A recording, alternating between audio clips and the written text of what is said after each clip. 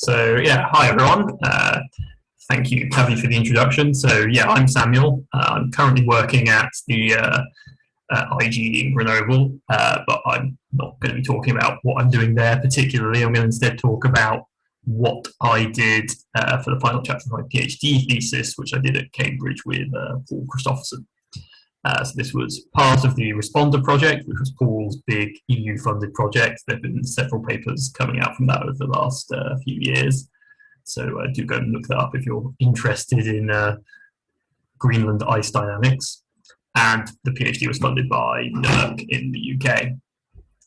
So yeah, I'm going to be talking, I apologise for the terrible pun in the title, which only really works for British audiences, I think, but there we go. I'm going to talk about fully coupled modelling of Store Glacier in West Greenland, Store Glacier being the glacier that the project is on. So, start with, why do we care about tidewater glaciers? I mean, I'm to some extent preaching to the choir here, but Store Glacier is one of the large Greenlandic tidewater outlet glaciers. These sorts of glaciers drain about 88% of the ice sheet, and sort of between about 2000 and 2010, they were responsible for about 3/4 of the increase in solid ice discharge. Obviously, that's only about 40% of total mass loss in Greenland, but it's nearly 100% in Antarctica. So you really want to understand what's going on with these sorts of glaciers, because it'll give us a much better idea of what the ice sheets might be doing. And as you can see on that figure there, which I stole from one of Tabby's papers, all those big red circles are retreating tidewater outlet glaciers in Greenland. There are a few small blue dots, but you can see you can count them easily on your fingers. There's far fewer of them, and they're much smaller. Store is here, basically. It's in fact one of the small blue dots, but I'll talk more about that later. So we really want to understand what's going on with them. However, they're very complex systems. You've got all the usual glaciological processes, some of which we understand very well, some of which we understand less well. But in addition to that, you've got all the fjord processes, which obviously affect the water properties in the fjord. And then you've got what's happening at the interface between the ice and the fjord, i.e. the calving front. And a lot of the important processes that we want to observe, that we want to understand, are happening either under the ice, so they're very difficult to see. These sorts of glaciers are hundreds of meters thick, they're flowing very fast, hundreds, if not thousands of meters a year, so trying to drill a borehole is very difficult to access the basal environment. And the calving front is, as soon as you get near the calving front, it gets very heavily crevassed. And of course, the calving front itself is extremely dangerous, with calving happening all the time, unpredictably. Similarly, trying to access the fjord near the glacier front, it might be choked with ice melange, icebergs, and again, calving makes things difficult. So, if you've got a boat or an AUV that can get up there, there's no guarantee it's going to survive terribly well. And then a lot of the important processes are happening underwater anyway, so it's very difficult to kind of observe what's going on in these environments. So how do we resolve this? I mean, I'm a modeler, so my answer is obviously modeling. But as I said, these are complex systems. We need to consider the glacier, the subglacial hydrology, what's going on in the fjord, the meltwater plumes generated at the calving front by the fresh subglacial meltwater entering the salty fjord at depth, and calving itself. So, spoilers, my model that I built as part of PhD does not include all of these. I don't consider the fjord here. The Plume model does need to know a bit about the fjord, but I just provided with some winter and summer ambient conditions, and that's as far as the fjord exists, as far as the model is concerned. But I do include the other components. So it's the glacier part of the tidewater glacier system. At some point, it would be nice to try to work out if you can get a fjord modeled properly in there, but that was a bit too much for one PhD, it turned out. So if you're not familiar with Store Glacier, this is where it is. We're about halfway up the west coast of Greenland. a bit north of Ilulissat. It's a large tidewater glacier. The covering front's about 5 kilometers across. So big, not absolutely huge though. I've zoomed in on it in subpanel A here. Those two red circles are where we observe surfacing plumes to occur. So I'll come back to that later. The unusual thing about Store is, as I kind of mentioned earlier, it's in fact stable. The carving front hasn't moved, as far as we can tell, in at least the last 50 years, quite possibly the last century, maybe longer. It's on a basal pinning point and also a lateral pinning point. So it's a very stable topographical setting. Behind this pinning point, there is an over-deepening. So if it is ever forced back off it, we would expect it to start retreating rapidly, as we see with lots of other Greenlandic glaciers. And to give you an idea of the model domain, that's about 110 by 40 kilometers. It's the 100-meter a year velocity contour, so it's the part of the Store Basin that's moving fast enough to be kind of interesting, really, from a dynamics point of view. In terms of what I actually did for this study, I modelled 2012 and 2017 at Store Glacier. So 2012 is a high melt year, 2017 is a low melt year, so it provides contrasting pictures of how Store might act. These were 2-year-long simulations, so 1st of January to 31st of December, and they were identically set up. So starting from the same point, which was after 45 years of relaxation, I realise this is a general glaciological audience, so I'm not going to go into all the modelling details here right now. If you want to know more about any of that, you can ask me a question at the end, but I'm not going to detail exactly how the relaxation happened or boundary conditions or that kind of thing. The only difference between the two simulations was the surface runoff and SMB inputs, which were RACMO data.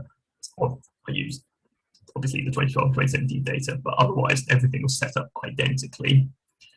And kind of one of the key coupling mechanisms was a Coulomb sliding law, so relating the basal water pressure to the velocity. This model was all put together in the Elmer ice modeling suite, which some of you may well be familiar with. So it uses Joe Todd's 3D carving algorithm, the GLAD subglacial hydrological model, which models both an inefficient sheet drainage system and an efficient channelized network.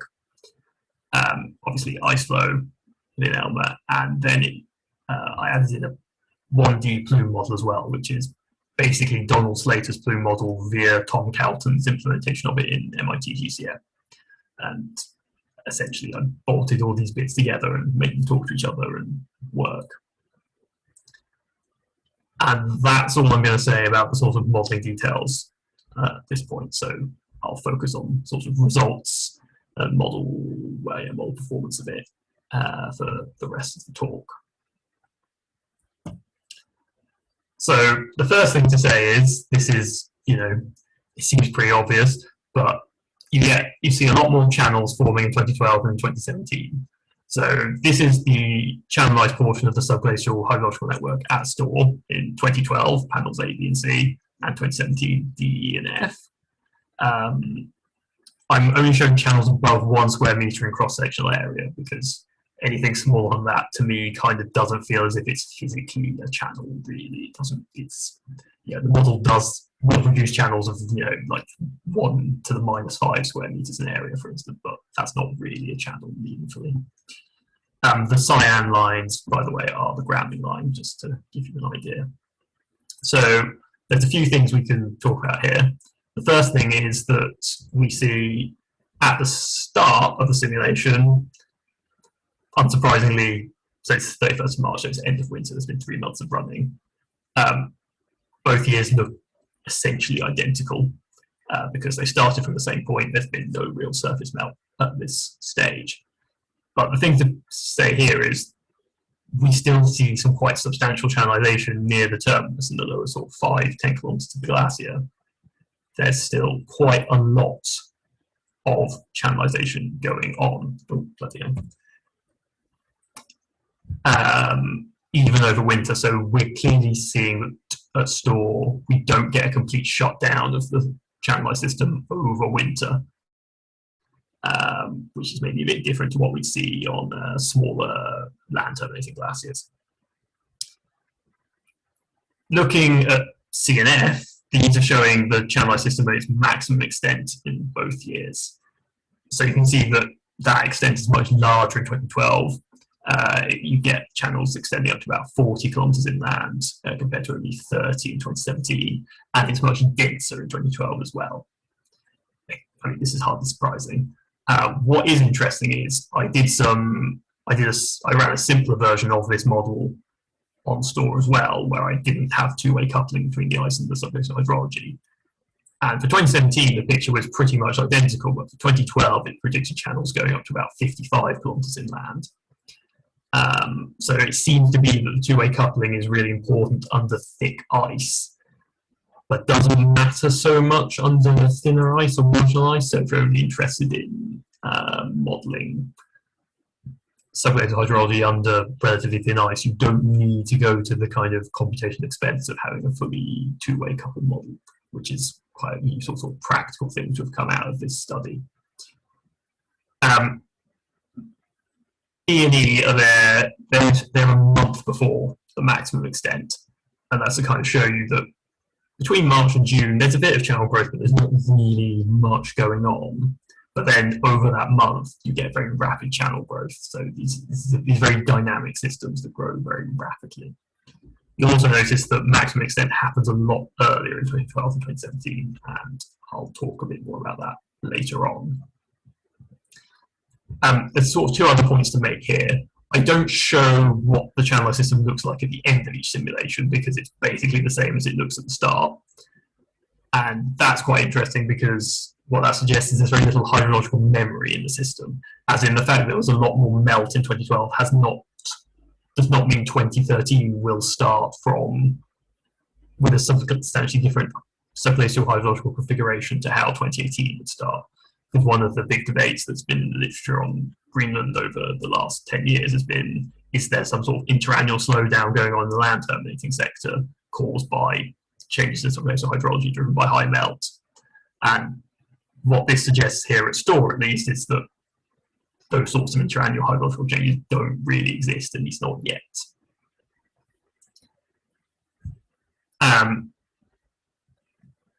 Yeah, so whether that's applicable to all tidewater glaciers, I can't say in Greenland, but it certainly seems to be the case at Store.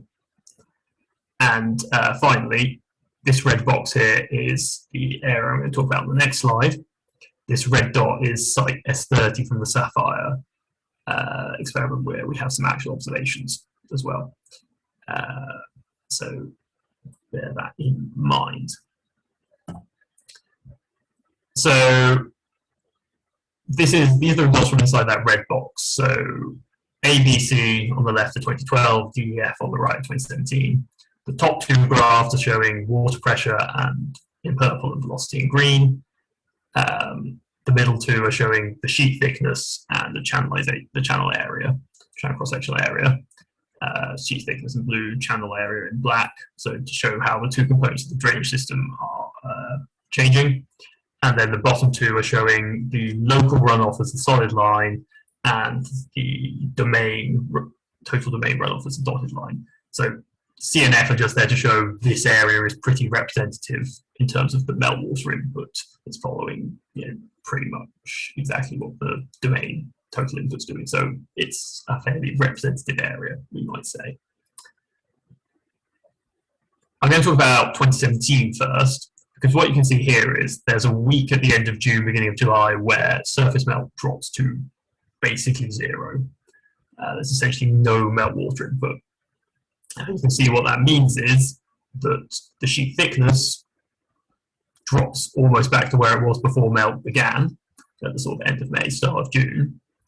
And channelization, which has started to occur, again, drops completely off a cliff and basically vanishes. You'll notice for each pair of graphs, I've kept the axes the same, the exception of the channel area axis. For 2017, the maximum's 2 square meters. For 2012, 2012, the minimum is 2 square meters. So the 2017 channelization wouldn't even show up on the 2012 graph. And that's how much less channelization there was here in 2017. And you can kind of see the results of this are that there are several water pressure peaks in 2017, but the velocity response is basically non-existent, apart from right at the end of August, where we finally get a velocity response to a water pressure peak. And that's because there's so much space in the sheet and in the end glacial storage, because there's been so little input, that it can just absorb all the water and it doesn't really actually feed through to any kind of meaningful velocity contribution. There's also the problem that there's just not enough water over a wide enough area to generate a large enough area of high water pressure to really cause enhanced sliding in the model. So, it's quite kind of marking that you see this.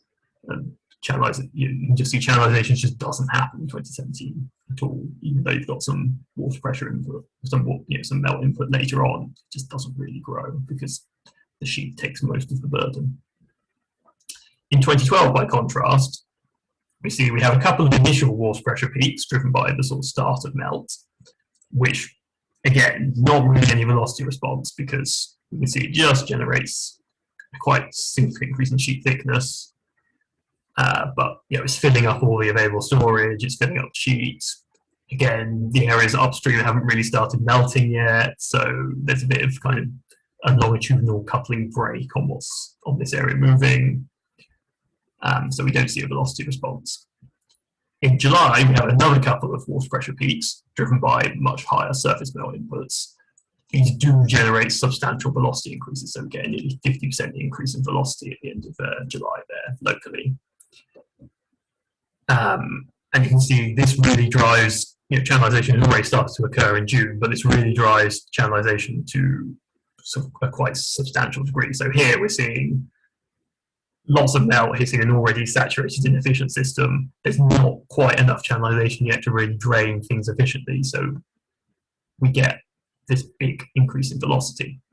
And because it's in July, it can happen over a wide enough area that you can really get a large area of the glacier moving faster. And then in August, we again see a couple of water pressure peaks, driven by smaller meltwater inputs, to be fair, but they're still causing a big increase in water pressure, but velocity remains completely flat. And that's because we've got very high channelization here at the start of August, and it's just draining all this water away very efficiently.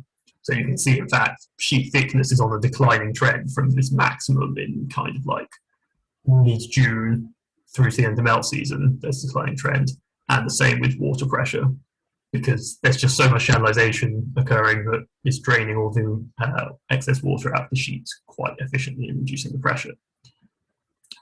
Essentially, what this slide is, it's a very long-winded way of saying the model's kind of doing something that looks like what we'd expect it to do, which is quite reassuring. And yeah, it's kind of an interesting thing. I'll talk about how this relates to observations towards the end, but yeah. However, I'm not actually that interested in what's going on inland. I'm more interested in the terminus. I'm more interested in what's going on with calving and how the terminus reacts to all of this. So I'll stop talking about inland now. So I wanted to look at what was going on in terms of water pressure at the terminus, and was that affecting velocity in the same way? So here we've got velocity at the terminus in green, water pressure in purple. The dotted purple line is the domain average water pressure, just as a kind of contrast. So you can see the terminus is doing something quite different to the average domain member, as it were. 2012 at the top, 2017 at the bottom. And in short, the answer is no. You can see water pressure does not really line up very well with terminus velocity. We do get this decrease in 2012 in water pressure, which links up with a decrease in terminus velocity. There's some control there, I think, but the main thing that really explains the terminus velocity profiles actually turns out to be the thickening and thinning. It's changes in driving stress more than anything. And this isn't really that surprising because the bed's so slippery at the terminus and there's so little basal friction that actually, changes in water pressure, changing the basal friction coefficient by a few fractions of a decimal are not actually mattering hugely. Most of the resistance is provided by the lateral drag, not the basal drag here. So it turns out water pressure is not the main thing controlling the turbulence velocity. I will come back to that further later on. But staying with the kind of hydrological element of the turbulence, this is showing plume melting in 2012 at the top, 2017 at the bottom. These are relative plume melts scaled to the maximum sort of total melt for each year. So the colours are not showing the same level of melting in both years. There is in fact a lot more melting in 2012 and 2017, to the extent that if I plotted the absolute numbers, 2017 would have just looked like grey or something. So it was, I had to plot it like this, unfortunately. What we can see in 2012 is there's a very clear melting hotspot on the south side of the terminus here, and also a slightly less obvious one here on the north side. This lines up very nicely with where we observed the surfacing plumes, as I mentioned several slides ago. So what's happening here is because it's a much more, there's a much higher level of surface melt inputs, there's much more channelization, you've got fewer larger channels, and therefore fewer larger plumes. So the melting is more concentrated, more localized, but at a much higher rate. Whereas in 2017, you can see we've got a much more equal distribution of melt rates across the terminus. There's again maybe a suggestion there's a sort of hotspot here on the north side, but the south side seems to not really have the same sort of prominence. That suggests maybe it's something that's a pathway that's only really activated on particularly high melt occasions. Overall, there's about 2.5 times more surface melt in 2012 than 2017, but we only see about 50% more melting. One of the debates was that there's been literature about sort of the effects of plumes on carving termini. Is which of these patterns is worse in a sense, which causes more melting? Is it having fewer localized plumes that only cover a portion of the carving front but with very high melt rates, or is it having lots of smaller, weaker plumes but covering a much larger portion of the terminus? It turns out that the 2012 fewer larger plumes case is worse. We get about 50% more plume melt overall, but for 2.5 times more water input, you can see it's a sublinear relationship. There is some mitigation from the sort of increased localization, but not enough to completely remove the effect of there's just so much higher melt in these plumes. And kind of another thing to say about plume melt rate is plume melt is big. So I'm plotting the different melt sources here. The surface melts in blue, the plume melts in red, and the basal melts in grey. The model also works out basal melt. Obviously, surface melt is the main contributor, as you'd expect in the summer, but you can see plume melt is equal to or greater than basal melt throughout the year. I've also plotted the channelization percentage of the surface ratios just to give you an idea of what that's doing at the same time. So basal melt is the total basal melt over the entire mold domain, which is about 4,500 square kilometers. Plume melt is happening on a carving front that's 5 kilometers wide and 0.5 kilometer deep, so 2.5 square kilometers. But the melting is so much more intense that the total volume of melt is, as I said, equal or higher than all that basal melt over that very large area, which is something I always find quite impressive. The other point to note here is that actually there's very little obvious relationship between surface melt and plume melt beyond the kind of there's more surface melt in summer and there's more plume melt.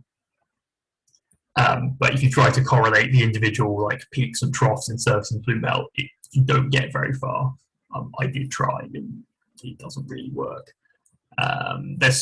because this is a very large glacier, there's so much storage and mediation in the subglacial drainage system that the input peaks and troughs get completely jumbled, smoothed out, moved around. Obviously, if on a small like valley glacier, you would see a fairly obvious relationship between what goes in and what comes out later that day. But here, that's not the case. One thing we do see in the model is quite cool as well. We do see examples of plumes actually causing calving. Again, this is something we expect. And again, this is linked to the debate about what sort of plume is fewer larger plumes worse for calving termini than more smaller plumes. We would expect larger plumes to cause to destabilize the front in their vicinity more because they're creating more headlands and bays. So you've got laterally unsupported ice that can fall off into basically. And we do see some examples of this in the model. So these are a couple of examples from 2012. The top two panels, you can see there's a sort of promontory in the red box near some areas of relatively high plume melt. And then the panels beneath show you that over a few days of higher plume melting, then these promontories carve off. So again, this is something we expect from theory, and it's nice to see in the model that it's reproducing that. In terms of the actual calving distribution, so these are the histograms of both years. The black line is the cumulative distribution function, so that's really there to show that quite a significant portion of the calving events in both years, 20 to 40%, are in fact below 1 cubic meter in area and can therefore be safely ignored as model artifacts. They're just very small mesh adjustments that aren't really physically meaningful. Overall, we see about 50% more calving in 2012. So, as I said, we see it's 2.5 times more surface melt, 50% more plume melting, and about 50% more calving. So again, those fewer, more localized, stronger plumes do, it seems, cause more calving overall. You can see in both years we get a peak very much in about sort of the 5 times 10 to the 5 vicinity, which we've got some observations of calving from 3 to 2017, and they show a peak in exactly the same place. So that's good. There are a couple of problems, however. They also show a peak in the 10 to the 3, 10 to the 4 range, which, as you can see in the model, is completely failing to reproduce. In terms of frequency, in those 3 weeks, we model about 80 calving events. We observed about 8,000. So there's a couple of orders of magnitude missing as well there. What's going on here is because the model uses a full thickness calving criterion, it always needs to have a stress field such that it can get a crevasse through the entire ice thickness of the terminus. And this ice is intact. There's no concept of ice damage in the model. So obviously getting a crevasse through that much ice every time is quite difficult, so you don't get much calving, and therefore one can't reproduce the sort of small calving events where you just see relatively small blocks falling off the calving front all the time because of pre-existing weaknesses and fractures and all that kind of thing. To me, this is the kind of major model limitation, and this is something I'd really like to develop further at some point. We can also look at the calving time series from the model. Basically, it's fair to say calving is a mess. There's not really a pattern here that's particularly obvious. The blue line is the volume of calving. The red line is the number of calving events. The dotted lines are the daily figures. The solid lines are the 3-day moving average. And yeah, it's kind of difficult to see any real clear pattern here. The only kind of consistent feature in both years is you get a big drop in calving in summer at some point about the same time both years. This dotted vertical line is when we model melange breakup in the model. This is just a very simple binary on-off switch. Again, maybe making that a bit more sophisticated would be a thing I'd quite like to do at some point. But There we go. And you can see in 2017, melange breaks up, we actually get a peak in calving, and then it drops off a cliff, basically, which is kind of what you expect from, what we expect from observations a bit and from theory. The melange breaks up, all the kind of old ice it was holding up falls off, and then the terminus is sort of okay for a bit and a bit less active. In 2012, though, we get this drop, but it happens well after melange breakup was modelled. What this drop is actually being caused by is the drop in velocity. I showed you velocity profiles earlier, remember that in both years, sort of early in the melt season, we see quite a big drop in terminus velocity. Store having a stable calving front, a drop in velocity at terminus therefore means there has to be a drop in calving rate, and that's what we're seeing here. In 2017, it just happens to be that it lines up with melange, but I don't think it's with melange breakup, but I don't think that's what's actually causing it. And as you can see in 2012, there's no relationship at all. However, compared to our calving observations for the 3 to 2017, actually this time series lines up not too badly at all, which was, after the histograms were a little disappointing, it was quite nice to see that at least the temporal variation was about right. Another point here, though, is you can see that if you're trying to actually observe calving, how do you get a representative sample of calving activity? Because if you pick any like 1, 2, 3 week period on these graphs, it's probably not going to be very representative of the total average calving. So it sort of shows how variable calving can be, or at least how variable the model thinks it can be. And I probably tend to agree the model is reflecting reality here. So what is actually controlling the terminus position? As I said, velocity seems to be what's really controlling calving, and it's also what's really controlling the terminus position as well. So I've plotted again the velocity profiles in green for both years and the terminus position in gold. And you can see that, generally speaking, when you're getting increased terminus velocity, the terminus advances, and when the terminus velocity starts to drop, the terminus starts to retreat, with a bit of lag, but that's the sort of fairly consistent pattern, which again makes sense with Store being a stable calving front.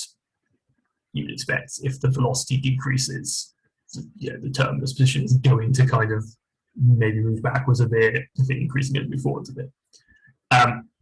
The thing to note here, though, is that we model an overall advance in terminus position in both years, which is not what we actually see happening. As I said, Store, the calving front position, there's a seasonal advance from true cycle of a few hundred meters, but that's it. So clearly we were, wondering what was going on here. One thing is also worth saying is our terminus velocity is a little bit slower than Store. Actual Store terminus is more like 6 kilometers a year rather than 5. So that may be part of the problem, and it's also part of the reason we probably underestimate calving. But clearly there was something else going on. So we did a couple of extra runs, one for each year, where we arbitrarily increased the plume melt by a factor of 4, just to kind of, because it's a well-known problem in sort of the plume melting literature that the plume melt models always underestimate plume melting, for reasons that remain not entirely clear. I think it's perhaps something to do with not including fjord circulation, or at least that's probably one of the main things. So we thought, well, if we know they're underestimated, let's just try increasing them and see if that gives us some more realistic behaviour. The answer in brief is yes, it gave us some much more realistic terminus behaviour. 4 times was probably a little bit too aggressive. Again, I'd be quite interested in exploring that parameter space further at Store, just to see whether we can work out what the sort of sensible multiplier might be. But it did give us a much more realistic terminus behaviour. But as you can see, this is the same plot as on the previous slide for 2017 again. Here we model a quite substantial terminus retreat, which is again not very realistic. So this is why I think 4 times was maybe a little bit too much. But what's interesting is you see a couple of very sharp drops in very, very rapid retreats in terminus position. The first one has pretty much no impact on velocity. The second one has a very large impact on terminus velocity. And what's going on here is, again, the model is showing something that we expect from both theory and that we observe, which is the first event, you just carve a lot of ungrounded ice. So you can see here, I'm showing the second event, but this is the grounded mask. So the solid red areas are grounded, the grey areas are ungrounded. So the 2012 event, the first event just carves a large chunk of this floating ice shelf, which then has basically zero dynamic effect on the terminus. The second event carves this highlighted area, so includes a large area of grounded ice in the centre of the terminus, and therefore we get the terminus loses a lot of buttressing, and you get a big increase in velocity. So again, this is sort of something we expect to see, and it's nice that we do see it. How do this actually compare to reality? Because ultimately it's all very well saying, oh, the model does this, the model does that. Does it actually do anything realistic? The model is broadly consistent with hydrological observations we have on Store. So Sam Doyle has drilled loaded boreholes, and our overall water pressure and exactly what we see in 2012 matches up quite well with the observations we have for water pressure at Store. The predicted plume locations match well with the observed plume locations as well. I've put carving qualitatively consistent. So in terms of the sort of temporal spread, it matches up pretty well with the observations. Quantitatively, as I said, we're still a bit of a way off, but I think it's fairly clear why that is. And in terms of 2012, the velocity profile matches up very well with some remote sensing observations that Twilight Moon published a few years ago now. So overall, we're reasonably happy the model seems to be producing something that looks like actual Store Glacier. So to wrap all this up, yeah, the model fits the observations reasonably well, except for sort of carving frequency, and I've kind of explained why that is. Carving is very variable temporally, and the main control is velocity, and not melange in this model. We used a weaker melange parameterization than sort of previous work on Store, which we think fits better with observations. So that's part of the reason we maybe don't see as much of melange control. Hydrologically, as I said, we got very similar results to the simpler version of the model that I previously used, except for the sort of further inland areas. And there's very little sign of any kind of hydrological memory in the system. But just generally, it seems quite difficult to grow a large-scale efficient drainage system, especially inland, in these kinds of large tidewater outlet glaciers. Probably kind of like the overall point that I got out of doing this study, though, was that tidewater glaciers are very variable in time. Store in 2017 is very different to Store in 2012. So attempts to kind of classify them into like, this is this kind of glacier, this is this kind of glacier, are probably not that useful because they change a lot from year to year. More runoff does lead to more localized plume melting and more carving, but there is a little bit of mitigation though from the kind of concentration of plume melt. And yeah, because it does seem that higher plume melt can drive terminus retreat, because when we increased it fourfold, we did get terminus retreat. So, as I said, fourfold was a bit aggressive. But it does seem that plumes can play an important role in controlling terminus dynamics. In terms of sort of further work, this has all been published in Journal of Glaciology. It came out towards the end of last year. So go and read that if you want all the details. I'd quite like to apply the model to another glacier at some point. In theory, it's not particularly tuned for Store or anything, so it should work on the Helheim, for instance, or or somewhere in Antarctica or whatever. I'd really like to include ice damage because, as I said, I think that's the main thing missing, and that would really improve the carving results particularly. And fjord circulation would be nice, though I realise that probably involves coupling it with like LNG which would take a while. But that's all I've got to say.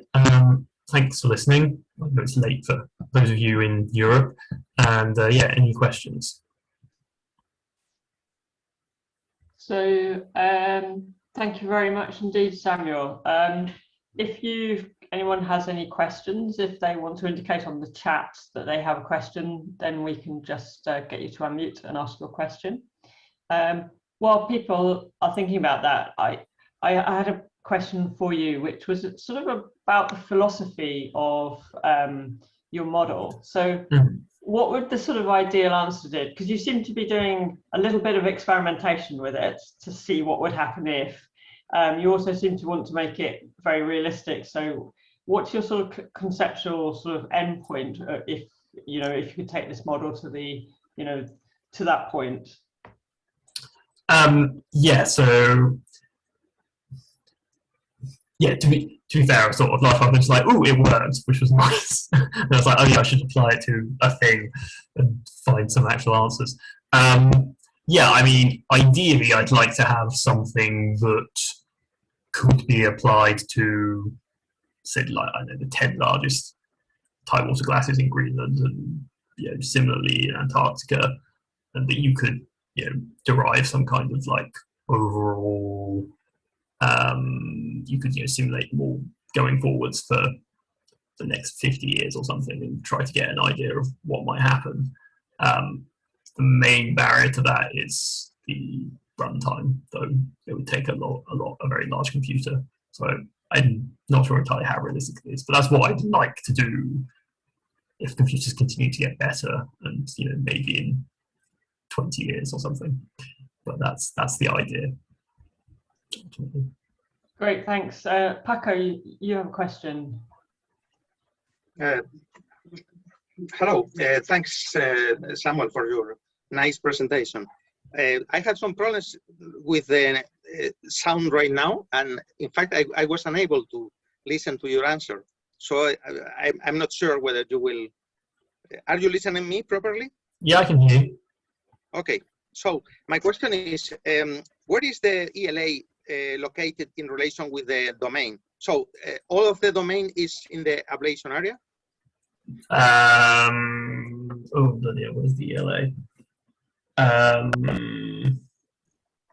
No, I don't know. The whole thing's not in the ablation area. There's the ELA is relatively close to the front, I think, at this point, but I can't remember for the life of me exactly what altitude it is.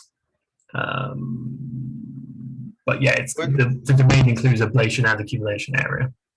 Yeah, well, the question is related to the fact: are you assuming that all of the surface meltwater is going down to the arriving to the bed? So RACMO calculates surface runoff. It calculates surface melt, but also surface runoff, and I was using surface runoff. So that should be melt minus like refreezing and storage in firn and things like that. And then I assume it goes straight to the bed at the point at which it's produced, because I decided a superglacial hydrological model would be an unnecessary bit of extra complexity. And when you were mentioning the difference, there was a graph with the surface melting, with the basal melting, with the plume melting, and then are you considering somehow the internal melting? So all of these huge amount of surface. So yeah. Basal. Did you get that, Samuel? It was a bit distorted for me. Yeah, I think Paco was asking if I was considering internal melting as well as basal melting. Yeah. Yeah. Yes, basal melting includes internal melting. The model works out essentially any areas where the ice temperature would exceed 0 degrees, and then records that as a temperature residual, and then you can use that to work out how much melt would have been produced if the model let the ice go above 0 degrees. So yeah, it includes internal melt as well as basal melt. In practice, I think internal melt is practically 0, though it's almost all basal melt. Okay, thank you. Pete, do you want to go ahead? Yeah. Hi, Sam. Thanks for that. Very interesting as always. You partly answered the question I was going to ask, which was in relation to Paco. I was going to ask about how you feed the superglacial discharge into the system. Yeah. And given the fact that you basically feed it in effect where it's melted on the surface. Yeah. I wonder what, how much difference you would get to your model in terms of your hydrological evolution and then your dynamic evolution if it was fed in more realistically in a few points, because we know that the meltwater really goes in sort of very sort of localized points in moulins or lakes, and what that would do to your sort of overall evolution and therefore the dynamics. Yeah, I suspect you'd get some more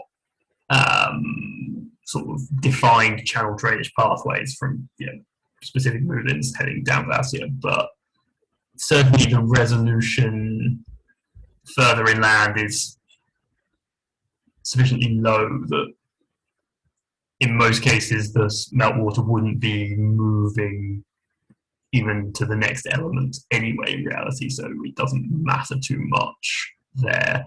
And near the terminus they're also heavily crevassed that, assuming it's going to the bed straight where it's produced, is again not that, there's a lot of input points basically near the terminus, so it's, if I did run it with like I don't know, a random distribution of moulins and things like that, it would probably make a little bit of difference, but I don't think it would substantially change the overall picture, is my feeling anyway, in the case of Store. With the mesh resolution being what it is. Okay, right, great, thank you. Andy, was your comment on that response? You put a comment in the chat.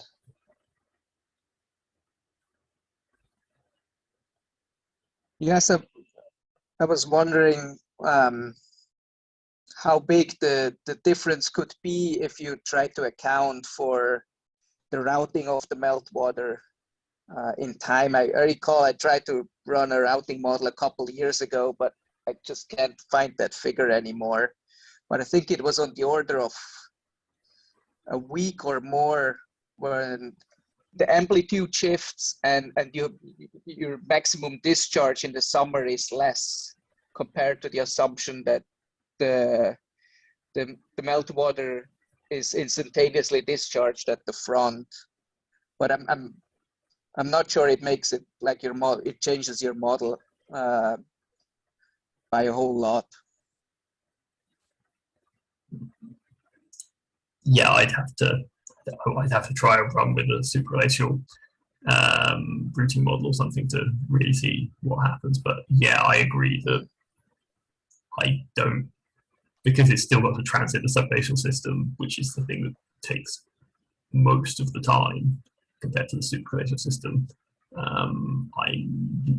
My feeling is it probably wouldn't make that. It would change the details a bit, but not the overall pictures usually. I think the biggest difference is that you still have a bit water in the system in the winter or in late fall, when like surface melt more or less shuts down, but you still have water in the system that is being transported. Mm-hmm. But that's just a guess. Great work though. That was very interesting. Thank you. Thanks. There's a comment I've pasted on, or a question I've pasted onto the chat from Adam Kashdan, who's watching on Facebook. I think he's saying that you've obtained a good, reasonable agreement between the model and observations. He says, I see that the numerical experiments indicate melt rate varies significantly with subglacial water flux in channels.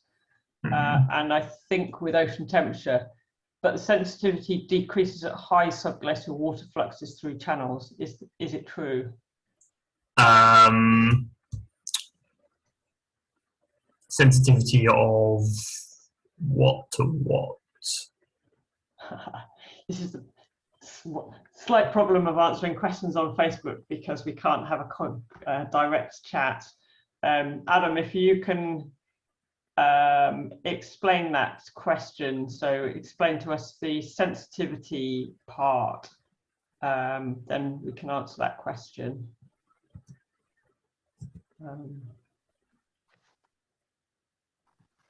Whilst we wait to see if there comes anything through there, are there any other questions for Samuel?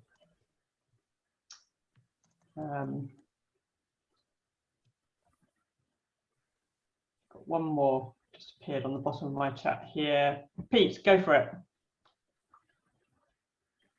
Yeah, only because no one else has, but yeah, so Sam, you mentioned about the issue with the fact that the crevasse carving you've got is doing a sort of full depth crevasse. Yeah. I just wondered, do you have any idea or any thoughts from like camera observations as to kind of what proportion of the overall carving flux is delivered by, you know, full depth carving bergs that you see, as opposed to the sort of bergy bits just sort of dropping off? Is there any way that you can sort of calibrate that at all? Yes, from the observations we plotted like a histogram and everything, and that was in my other paper that came out last year, towards earlier last year, on radar observations at Store, and I can't remember off the top of my head. I can look it up very quickly though, because I'm on the right computer. If I stop screen sharing there.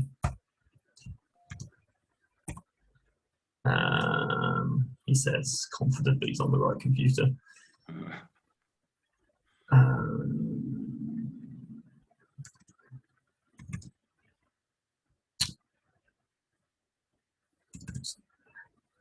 No, that's not. Or I can just find it online, which might be quicker.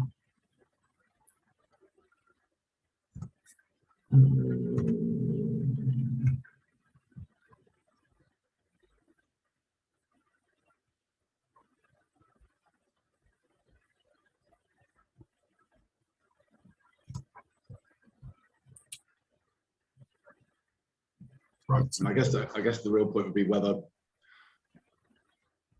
I mean, you've already sort of said that you know, the full depth crevasse approach isn't ideal. Yeah. But I guess the key thing is, you know, does it really matter if it's doing a sort of a good enough job? Yeah. So I mean, Right. in terms, sorry, carry on, Pete. So yeah, if it does a good enough job that it gets the right, approximately the right volumes, then even though it might not be perfect, it's not worth trying to implement something more complex. Yes, I mean, so yeah, what we see is that in terms of the number of events, the smaller events dominate quite substantially. So yeah, two-thirds of the events we observed were under 50,000 cubic meters. But they only accounted for about 15% of the total volume loss. So the larger events were that we do model. I mean, we're still underestimating them, but yeah, the larger events were responsible for the vast majority of the volume loss. So like, you know, 3/4 yeah. Okay. So yeah, in that sense, the model's not doing quite as badly as all that. But yeah. Yeah. So from a pragmatic point of view, it might not be something to spend a huge amount of modelling energy on to try and improve. That is true. Cool. Thanks. I have tried to interpret a response that Adam has typed onto Facebook. My best interpretation of what he's saying is that he's asking for a clarification of the relationship between the frontal melt rate and the flux through the basal channels, I think.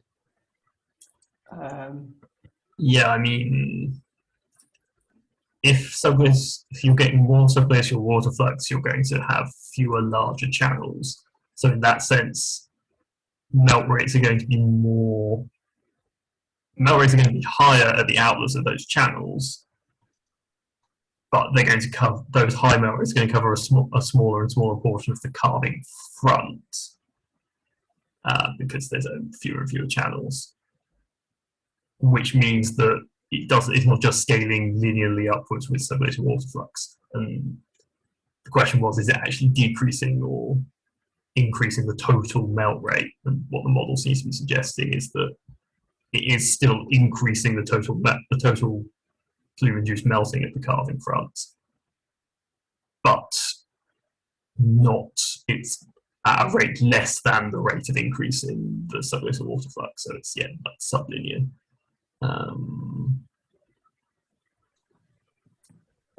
That would be my answer to that, I think.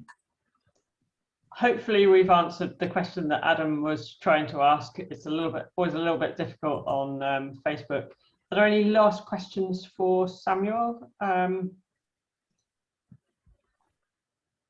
I think we're probably out of discussion there. So a huge thank you to yourself for your talk. It was a fantastic talk.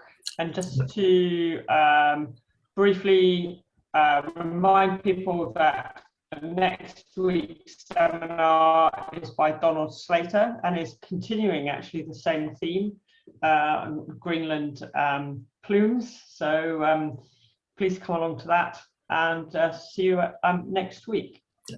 Thanks very much for having me. Well, thank you very much indeed. It was brilliant. It was a really great talk. Thank you.